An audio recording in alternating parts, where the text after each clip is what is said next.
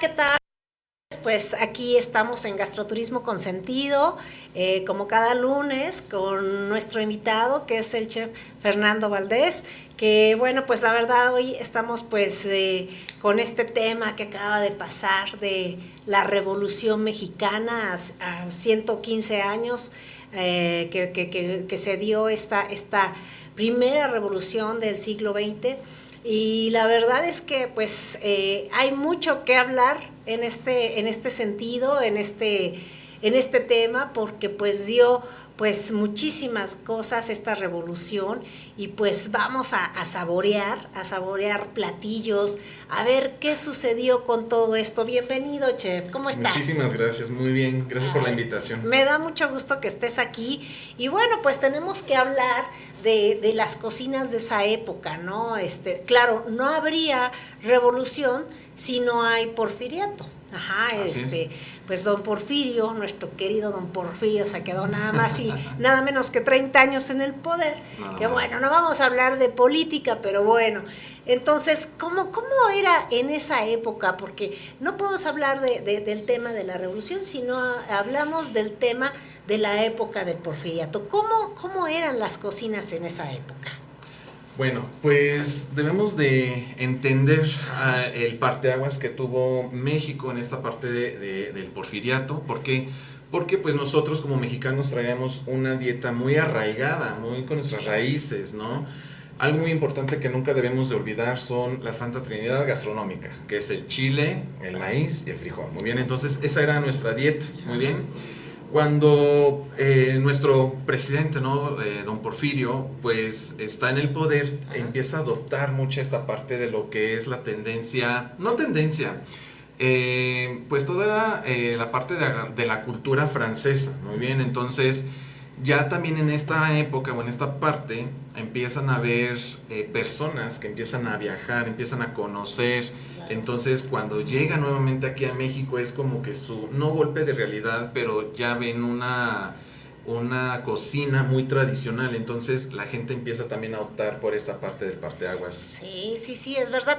O sea, bueno, hay que entender que durante el siglo XIX, más o menos, estamos hablando que fue un siglo bastante complejo, salíamos de lo que es la independencia, se estaba formando nuestro país, había pues muchas reelecciones, entonces efectivamente era una época donde ya empezaba a haber muchos personajes con mucha ciencia, mucha gente, como tú dices, viajada, traían las vajillas de allá, ¿no? Exacto. Entonces, en esta época, pues sí, había un tema de ese sabor europeo, ¿no? Que estaban trayendo el sabor europeo como pues como dices, era una tendencia, ¿no? Entonces, apenas nos estábamos abriendo a esos nuevos sabores, ¿no? Qué podríamos en esa época comer en la época del porfiriato? Bueno, pues ya empezamos a tener mucha esta parte de la mezcla entre Ajá. nuestros ingredientes mexicanos y ingredientes europeos, muy bien. Algo muy peculiar, pues empezamos mucho a ver el pescado con la famosísima salsa holandesa, ¿no? Ok. Por ejemplo, Ajá. los banquetes, Los ¿no? banquetes. Muy sofisticados, en los cuales pues ya era que la gente iba de traje y demás, empezó a introducir mucho lo que era el vino europeo, Ok. muy bien. Ajá. Entonces nuestras bebidas como tal las empezaron a dejar o a quitar de un lado. Ajá. Y también algo muy peculiar dentro de las bebidas, el coñac. El coñac, la entrada del coñac a México era primordial. Entonces toda la Un gente... brandy, ¿no? Exacto. Que no se, que aquí no se utilizaba. Así es, entonces toda la familia o la gente de poder o con dinero era lo único que tomaba, ¿no? Entonces la gente que decía que tomaba el coñac, pues era Sí. muy prestigiosa, por así decirlo. Entonces esos eran los principales platillos. Empieza a haber el sustituto de la tortilla por el Ok. pan. Empiezan a introducir muchísimo ya lo que era... la harina de trigo, empezar a quitar lo que es esta parte de el maíz, el picante, ¿no? Que también hoy en día dentro de nuestra historia el picante es Claro. fundamental, pero empiezan a quitarlo. Entonces empiezan a sofisticar nuestras salsas, son unas salsas más delicadas, más tersas, más suaves. Empieza a haber mucho colorido en nuestros platos, ¿no?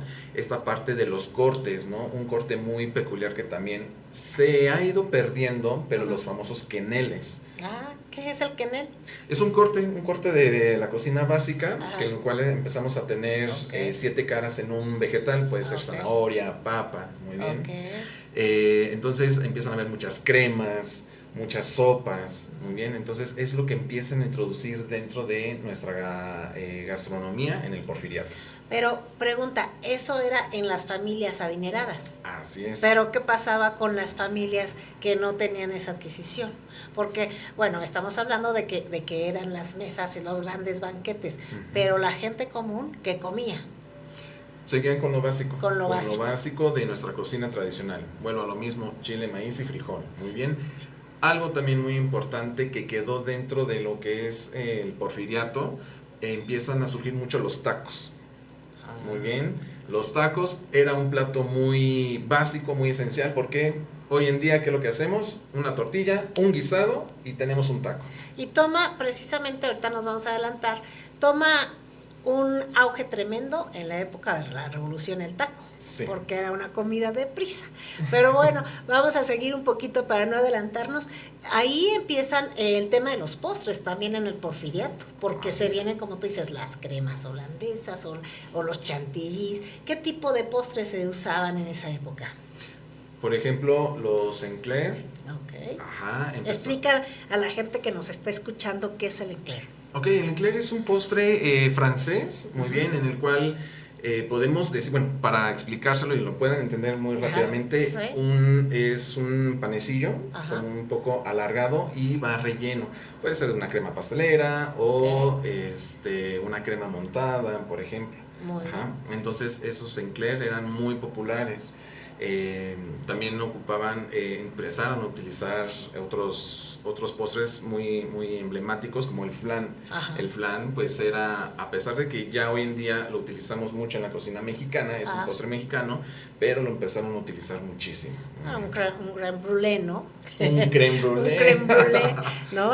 Una natilla, ¿no? Exacto. En España, ¿no? Entonces, bueno, se empiezan a utilizar, como dices, más sofisticados, pero ¿qué empieza a pasar cuando ya después de la época, en la época de la Revolución, que por cierto, aquí está del personaje que hablamos, don Porfirio, y que dice que ya se va del poder, y es bien interesante porque a la mera hora no se va. A la mera hora no se va. Hay una entrevista con una revista muy prestigiosa que precisamente le hacen una entrevista a don Porfirio y él dice que pues él ya se va, que no va a estar ya más en el poder porque ya está cansado, y resulta de que a la mera hora se queda.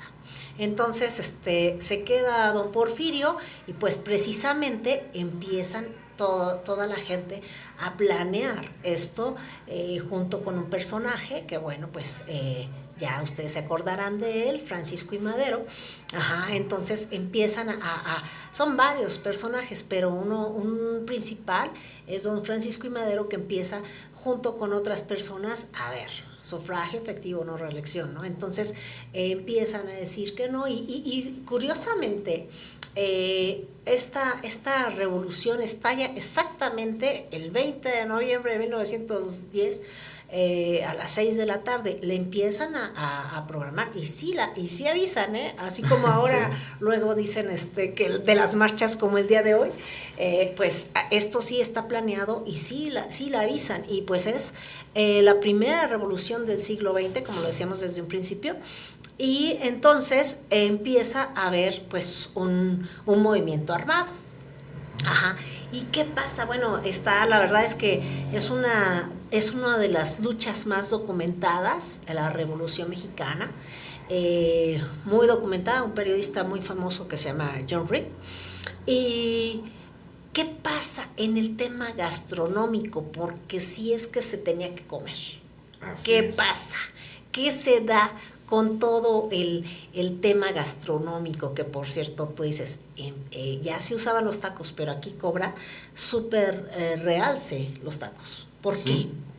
Porque pues era un platillo muy rápido, como usted también lo comenta, o sea, hoy en día es una tortilla, un guisado, empezamos y comemos muy rápido, ¿no? Es un alimento muy versátil, lo podemos consumir en la mañana, en la tarde o en la noche. Muy bien, entonces, con esta parte que, como usted comenta, pues empieza la revolución, muy bien, entonces pues no tenían un lugar específico para que pudieran cocinar, para que pudieran elaborar sus alimentos, muy bien. Entonces, en esta parte ya se da más auge en esos platillos. Entonces, los platillos básicos eran los guisados, muy bien, todos los guisados que se elaboraban mucho en esa época, vuelvo otra vez a lo mismo, se utilizaban mucho, por ejemplo, los quelites, ¿no? Los quelites, se tenía que tomar en cuenta de que iba la gente pues avanzando, y tenían que ocupar todo lo de la milpa, ¿no? Así o sea, todo lo de la milpa, por eso los quelites, ¿no? Así es. Muy bien, y sí, como usted lo comenta, esta parte que tenían que ir avanzando, pues tenían que ir recolectando, ¿no?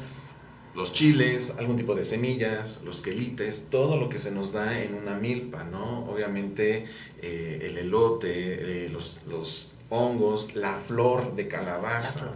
La flor de calabaza es uno de los iconos más importantes también dentro de nuestra gastronomía mexicana, y también no está dentro de nuestra trilogía alimentaria, pero el nopal también ocupa un papel fundamental. Muy bien, entonces estos eran los principales alimentos. Ocupábamos también algunas técnicas que se ocupaban en la época prehispánica, por ejemplo, las salsas. Muy bien. Las personas que elaboraban estos platillos eran muy importantes, quedaron dentro de la historia mexicana, están marcadas, las famosas Adelitas. Las soldaderas, que lo soldaderas, exactamente. Era algo muy impresionante. Y respeto muchísimo a la mujer, ¿por qué? Porque se colgaban los metates. O sea, en estos tiempos de guerra, o sea, la cocina en tiempos de guerra, imagínate nada más, ¿no? Tenía que ser pues fácil de trasladar, con los recursos que iban teniendo, y que fuera pues también nutritiva, porque pues iban a entrar al campo de batalla, ¿no? Exacto. Entonces, como tú dices, era muy respetado porque traían los metates, los otros, ¿qué tipo de ¿cómo se llama?, de utensilios utilizaban? Exacto, o sea, los metates, el anafre, ¿cómo se llama?, para guardar las tortillas. Exacto, ¿no? Sí, o sea, su todo canasto. eso, sus canastos. Escuchaba yo, tiene un nombre en donde guardan las tortillas. Sí. Se le dice de una manera, a ver si alguien nos ayuda. Entonces, la verdad es que había muchísimos tipos de utensilios que utilizaban las mujeres y que, como tú dices, iban cargando. Así es. ¿No? O sea, ¿qué otros tipos de utensilios podríamos ver en esa época? Pues seguían utilizando mucho el barro, las ollas de barro, ¿no? Las cacerolas. Entonces, aparte de que sí se llevaban su anafre, o sea, tenían que construir su campamento, pues se llevaban los discos para hacer ahorita les comento esos alimentos, pero llevaban su comal de barro, ¿no? Entonces, algo también muy peculiar que hoy en día me acuerdo muchísimo de mi abuelita, de mi mamá, que decía, no, es que yo tengo mi olla de barro de 1900, y yo, no, hombre, o sea, ya... ¿Qué tal? No, bueno, a ver, oye, y el molcajete. Sí. O sea, también cargaban el molcajete, que es una piedra que sí, como tú dices, o sea, hay familias que van heredando el molcajete, ¿no? Y eso es, bueno, yo también soy de las que peleo por esas cosas, ¿no? O sea, imagínate, porque es una piedra que, bueno, cuántas historias se han molido ahí, ¿no? Exactamente, sí, o sea, como lo comento, o sea, cuántas historias se han molido en los molcajetes. ¿Por qué? Porque el molcajete, pues, sí es 100% mexicano, lo traemos desde nuestra época prehispánica, hoy en día es también muy popular, incluso también dentro de ya más reciente, pues también hubo un parteaguas un molcajete que ya se sirve directamente en las mesas mexicanas, en los restaurantes. Claro, se pone ahora en medio.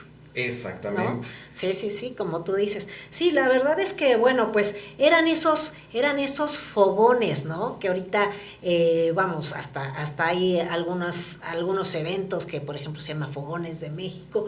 Eran esos fogones en donde se hacían las comidas alrededor, una fiesta, ¿no? O sea, lo vimos en algunas películas mexicanas, ¿no? Sí. O sea, es una belleza, es una belleza. Oye, ¿y como qué platillos se cocinaban? ¿Cómo surgieron? ¿Qué tipo de platillos surgieron precisamente en esta época de la Revolución? Muy bien. Seguimos utilizando, por ejemplo, algunos ingredientes, técnicas prehispánicas. Se utilizaban mucho, por ejemplo, los guasontles, esos platillos en los cuales pues también son alimentos que se ocupaban perdón, en esos campamentos. ¿Por qué? Porque eran alimentos que encontraban durante su camino. Muy bien. Vuelvo a lo mismo, ocupaba mucho esta parte del frijol. El frijol es fundamental. Es el frijol famoso chino, que son los famosos frijoles refritos. Muy bien. Entonces, ¿qué es lo que hacían? Vuelvo a lo mismo, su taco con frijoles refritos. Ajá. Obviamente pues no tenían o utilizaban nada de lácteos, por ejemplo los quesos, porque estaban también con la técnica enemiga de decir no vamos a apoyar en esta parte, porque no querían, ya no querían consumir cosas europeas. Muy bien. Obviamente toda la parte de sus salsas, las salsas verdes, las salsas con nopales, las salsas con los quelites, muy bien, utilizaban pues obviamente también aves, se llevaban algunas aves y las preparaban también en ese momento, ¿no? Es también alguna de las tradiciones de las familias mexicanas, ¿no? Que todavía en algunos pueblitos endémicos de aquí, de México, pues que lo que va la familia al pueblito y ya de regreso, hijo, hija, llévate esta gallinita para que te la prepares, ¿no? ¿Por qué? Porque es como una, aparte de tributo, pues es una historia, ¿no? Que traemos arraigada y arrastrando desde esa época. Muy bien. Obviamente también ocupábamos pues todos los alimentos, por ejemplo los insectos, ¿no? También México tiene un alto consumo de insectos. Sí, sí. De hecho, en una parte, por ejemplo, dicen que en el norte, que por ejemplo ahí estaba el famoso Doroteo Arango, que es Francisco Villa, bueno, pues él era de Durango, que efectivamente ellos comían en ese transcurso de guerra carne seca, ¿no?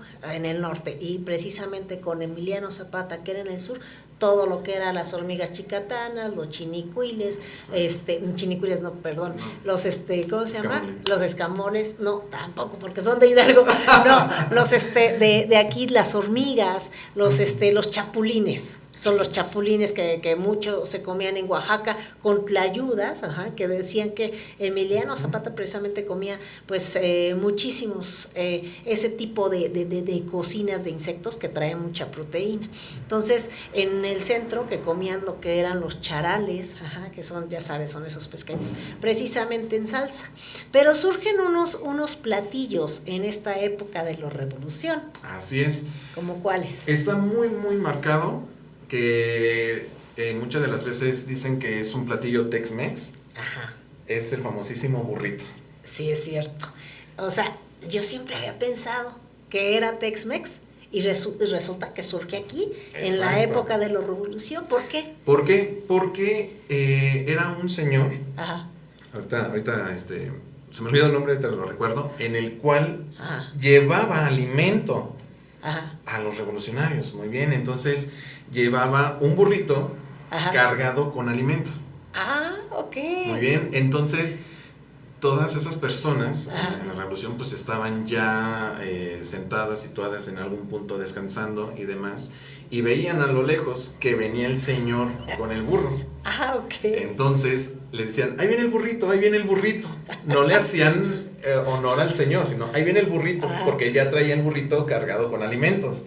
Entonces de ahí nace el nombre del burrito, ¿no? Una tortilla, vuelvo a lo mismo, un taco al fin de cuentas, con un tipo de guisado. Ok. Muy bien, entonces nace ahí esa parte de... El burrito. El burrito, exactamente. Hablando un poco ya igual más al norte del país, también nace un platillo muy emblemático, no es tan popular aquí en el centro, obviamente menos en el sur, pero nace la famosa discada. Sí, la discada. A ver, para la gente que no está muy metida en el tema culinario, ¿qué es la discada?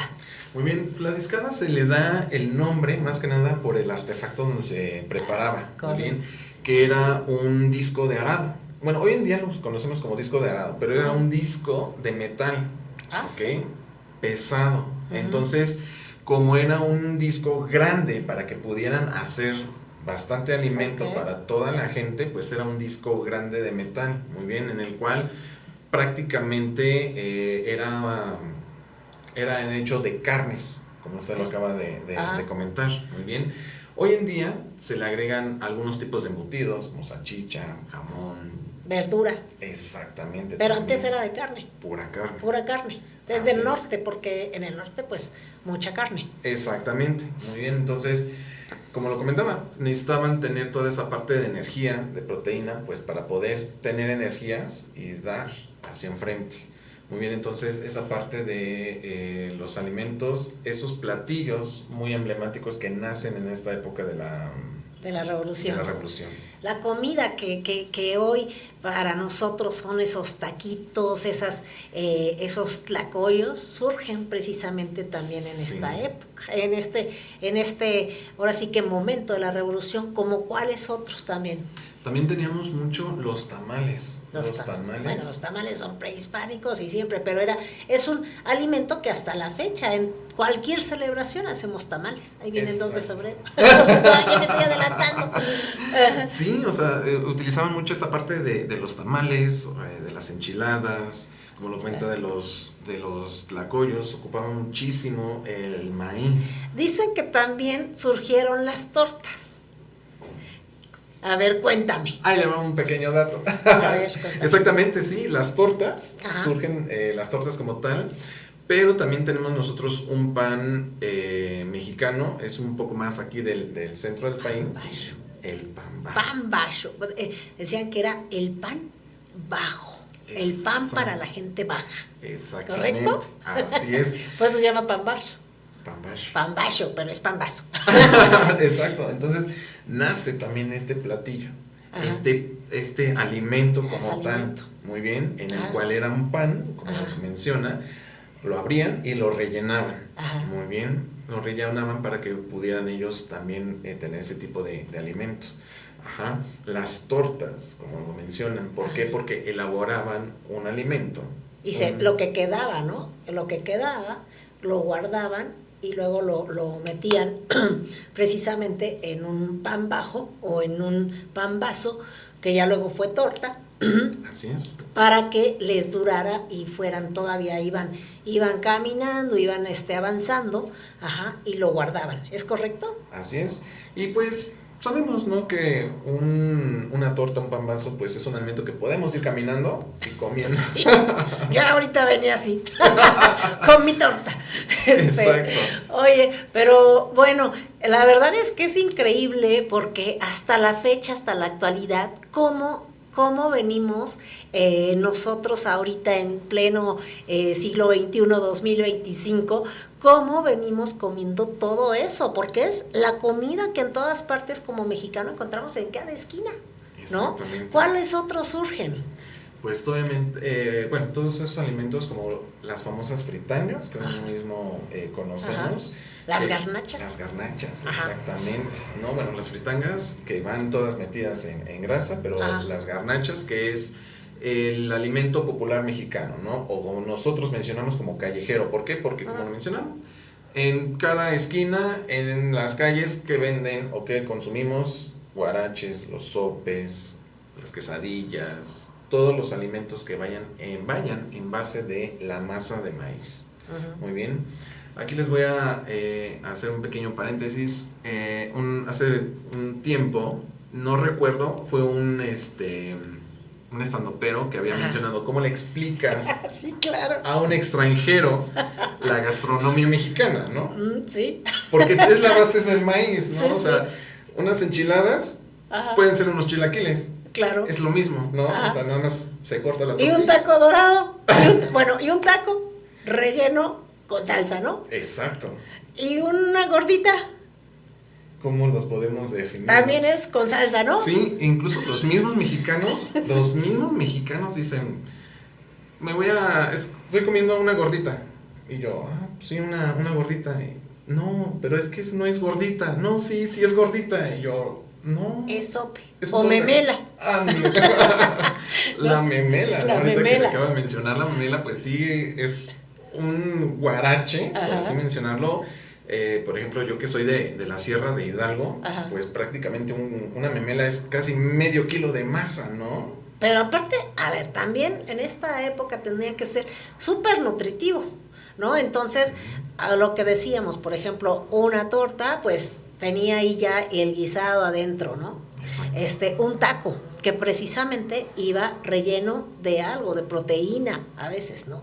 Sí. Pero también los quelites, ¿no? O la milpa que ibas encontrando. Fíjate qué nutritiva era la cocina. Sí, bastante. ¿No? O sea, ¿Hemos perdido un poquito eso, tú crees, o no? Sí.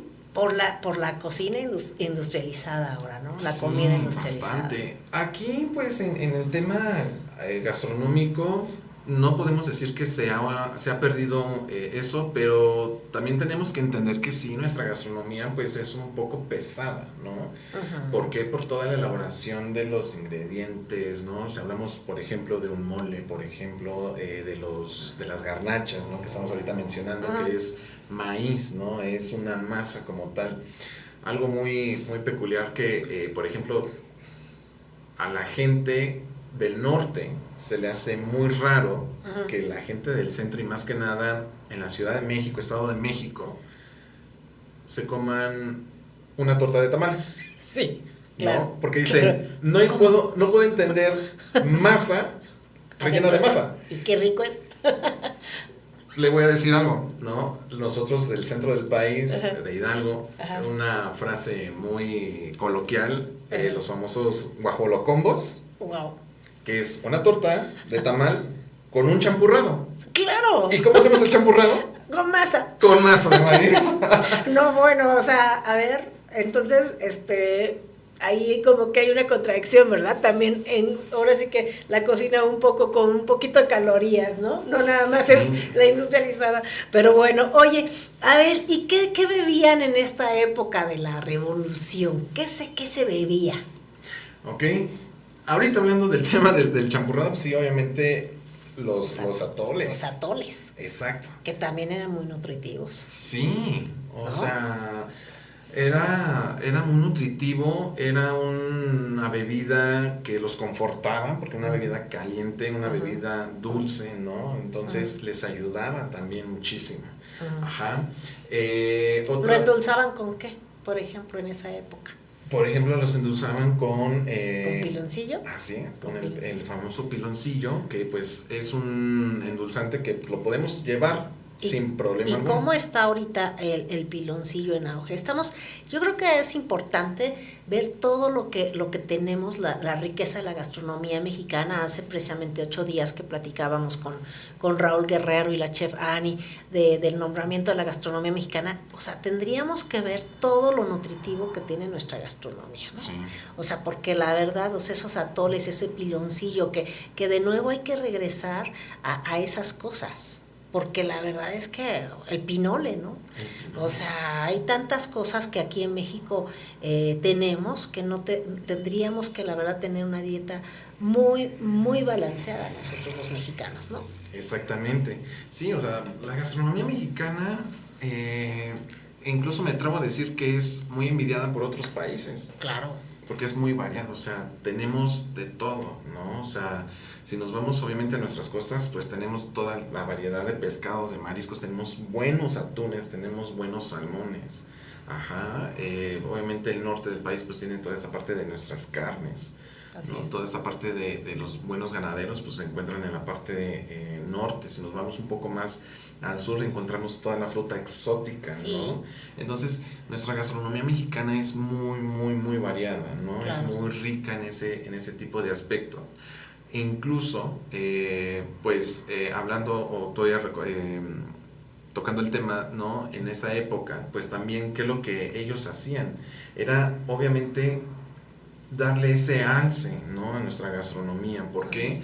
Porque otra vez, hablando en el tema de los banquetes, de las mesas y demás, que eran muy lujosas, ingredientes europeos, técnicas y demás, mucha de la gente, ¿qué es lo que pasa? Que habla de la gastronomía mexicana, que dicen, es que la gastronomía tal no me gusta porque es agridulce, ¿no? O es muy dulce, claro, o es insípida y demás. ¿Qué es lo que pasa hoy en día en los pueblos con las personas autóctonas que dicen, es que si mi plato no tiene salsa, frijol y tortilla, no es comida, o no se llenan, ¿no? Y eso es algo muy cierto, muy importante.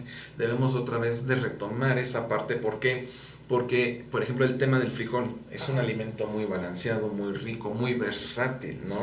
Que incluso lo que les había comentado del tema de cómo le explicas a un extranjero la gastronomía mexicana, es también la base, ¿no? Una torta lleva frijoles, las gorditas, los sopes y demás, los tlacoyos rellenos de frijoles. Sí, en esta época de la revolución también surgieron los tlacoyos, ¿no? Sí. Surgieron los tlacoyos. Sí. Pero, ¿qué bebidas también surgieron aparte del atole?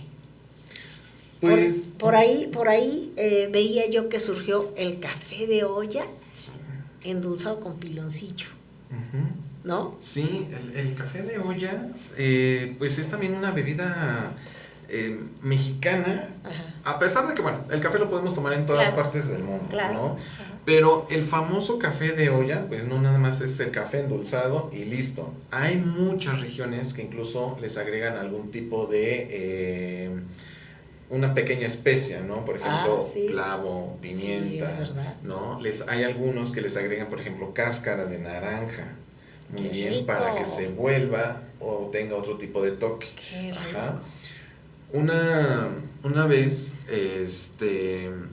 platicando con un colega, ¿no? O sea, ¿cómo pasa, por ejemplo, un café expreso, ¿no? Que es un café 100% puro, que es un café que está concentrado, a un café americano o incluso un café de olla, ¿no? O sea, ¿cuál es la diferencia? ¿Cuál es el verdadero sabor que nosotros podemos encontrar? Entonces, hoy en día, ¿qué persona o qué mexicano no despierta con una taza de café?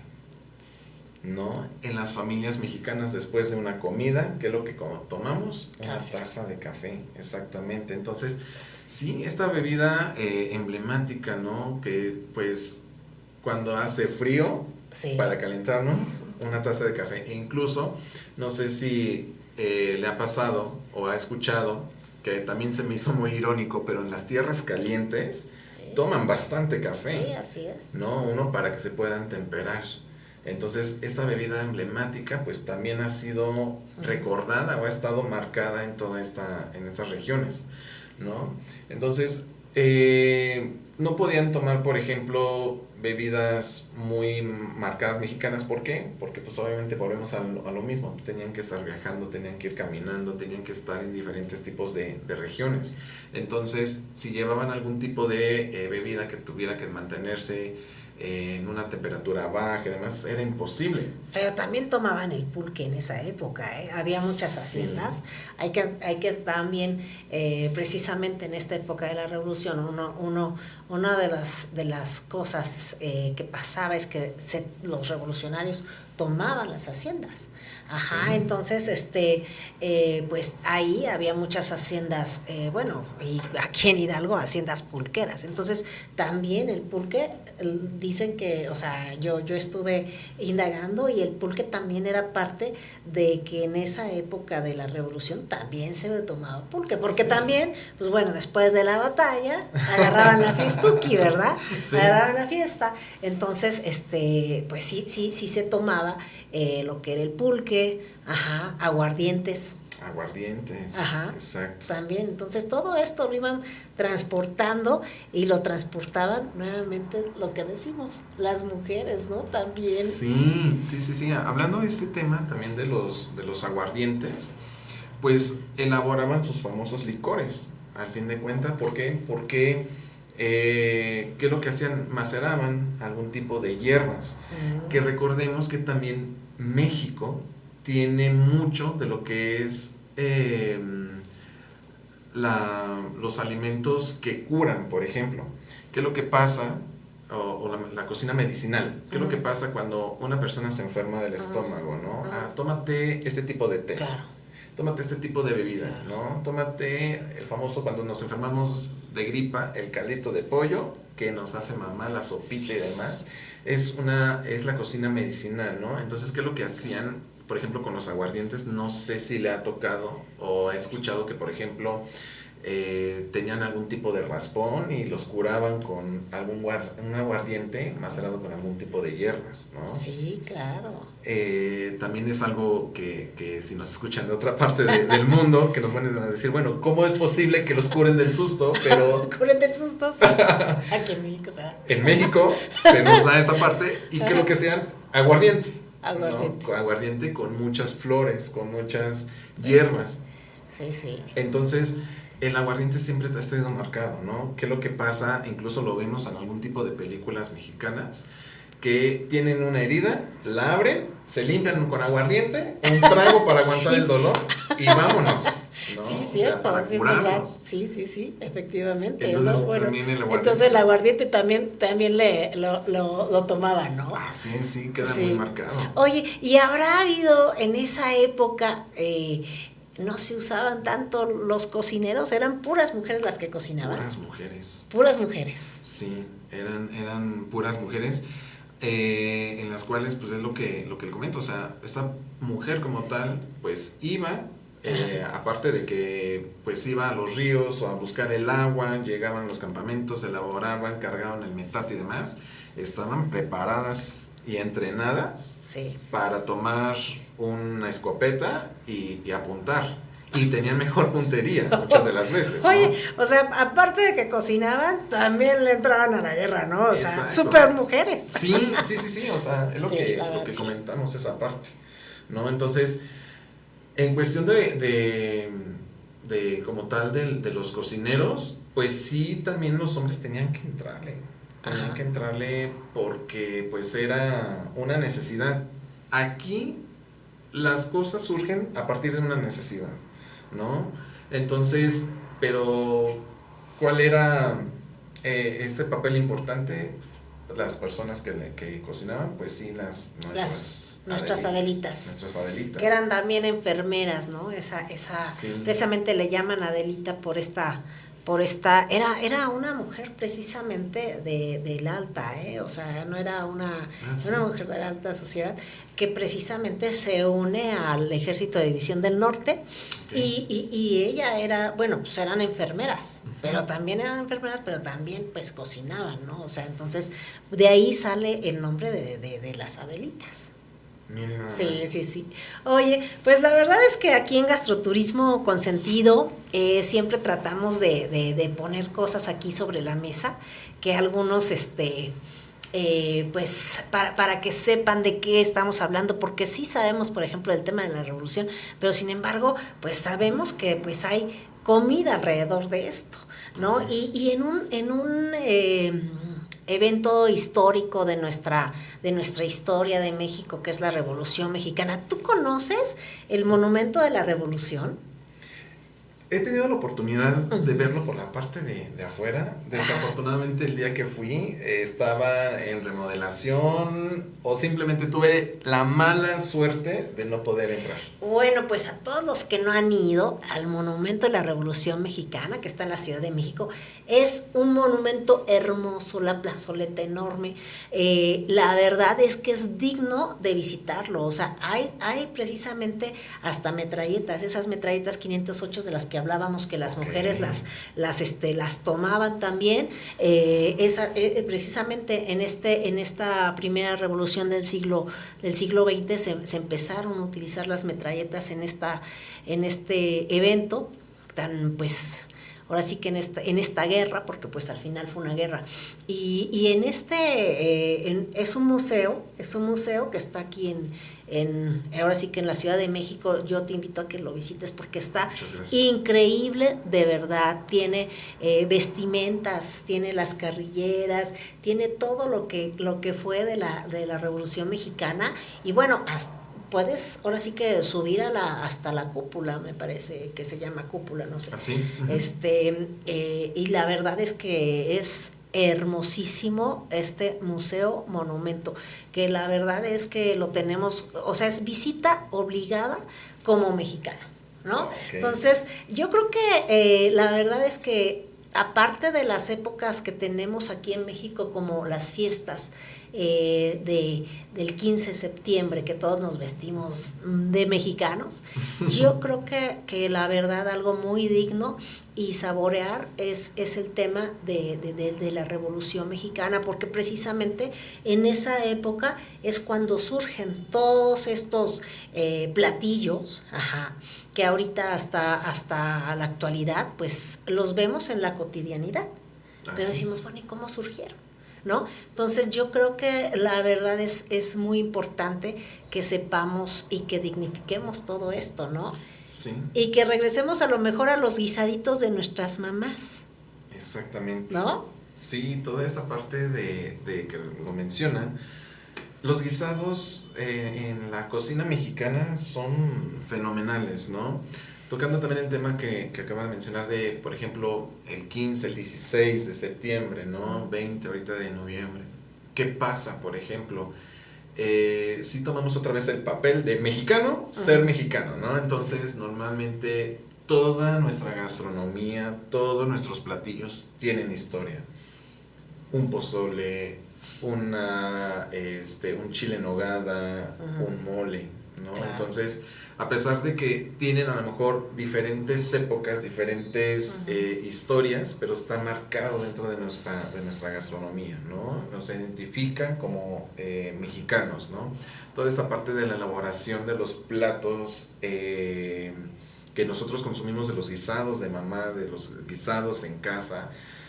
Por ejemplo, hay muchas personas que había comentado, ¿no? Los guasontles no saben, ¿no? De dónde vienen, qué es lo que están comiendo como tal, y son alimentos que fueron marcados, que estuvieron parte de, ¿no?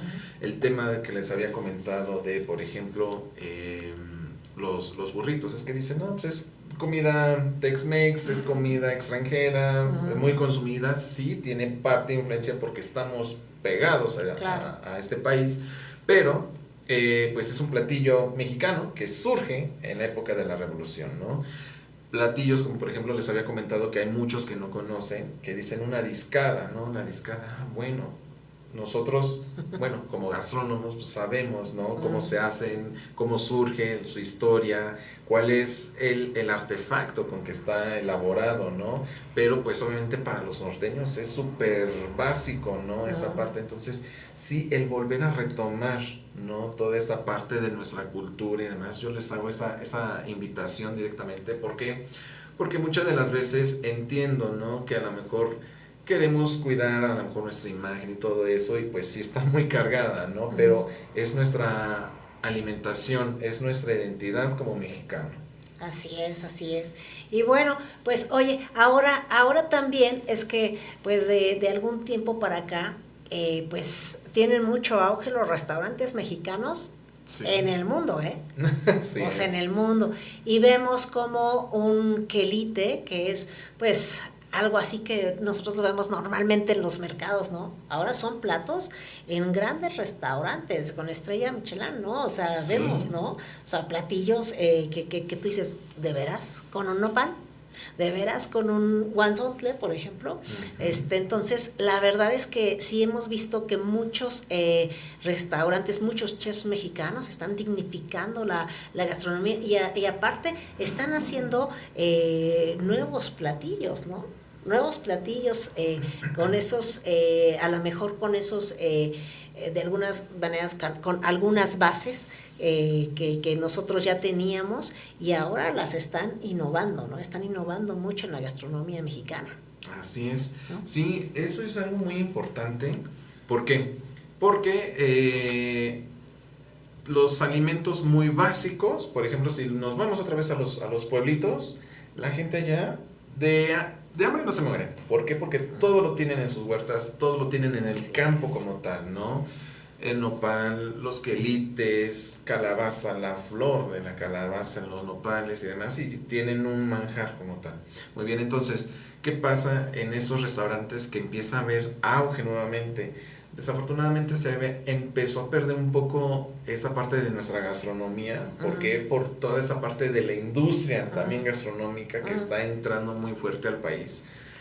Algo que a mí me molestaba muchísimo, mucho, por ejemplo, no sé si llegó a ver los tamales, ¿no? Que ya venían en una bolsa, entonces eran tamales comerciales en que Sí, los he visto en algunas tiendas que hay en cada esquina. Exactamente. Sí, los he visto que ya los venden hasta en bolsa, sí. Sí. Y desafortunadamente, bueno, yo como gastrónomo, pues sí me ofende el decir, el verlo, ¿no? Claro. El decir, un tamal tiene historia y la industria nos está metiendo de otra manera, ¿no? Así es, sí. ¿Por qué? Porque también dentro de la historia pues están los mitos y las leyendas, ¿no? De los tamales, que es lo que decían. Si tu tamal sale pinto es porque estabas enojado en la cocina, ¿no? Si tu olla no está cocinando, pégale a tu olla. Entonces, oye, como la película de Como agua para chocolate, ¿no? Exacto. Entonces, el extranjero que nos escucha va a decir, bueno. ¿De veras? Sí, o sea, ¿qué decían las abuelitas? Cuerea tu olla, ¿no? Cuerea tu olla, sí, es cierto.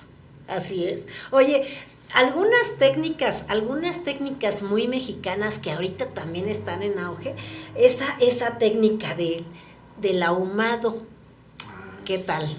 ¿No? Como ahorita, por ejemplo, está tomando mucho, pues sí, o sea, se están haciendo muchos platillos con ese, ¿sí es una técnica? Es una técnica. El tatemado. Es auténtica mexicana. 100% mexicana. ¿No? Sí, es una técnica culinaria. Sí, dentro de la cocina profesional, el tatemado pues no está dentro de las técnicas ni métodos de cocción, pero más sin embargo está considerada dentro de la cocina mexicana.